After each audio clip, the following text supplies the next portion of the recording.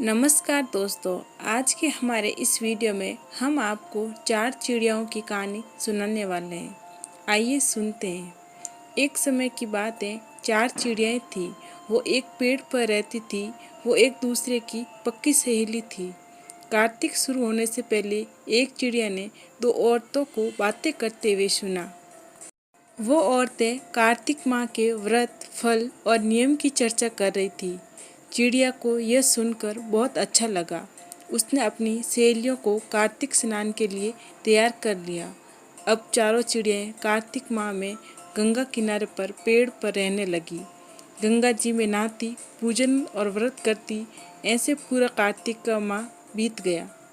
प्रतिपदा के दिन उन्होंने खिचड़ी बनाने के लिए घी, दाल और चावल इकट्ठे किए और खिचड़ी बनाई और सब नहाने चली गई। पहले एक चिड़िया नहाकर आई।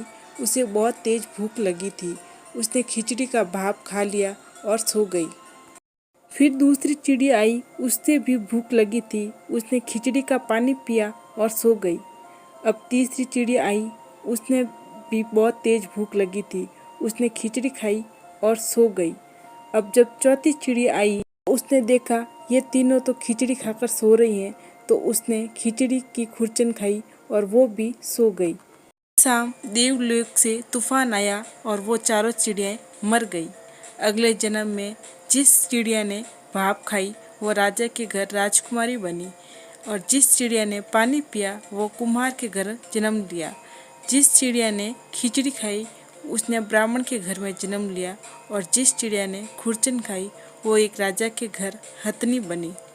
कुम्हार की लड़की राजा के महल में दासी बन गई और ब्राह्मण की लड़की राजकुमारी की सहेली बन गई।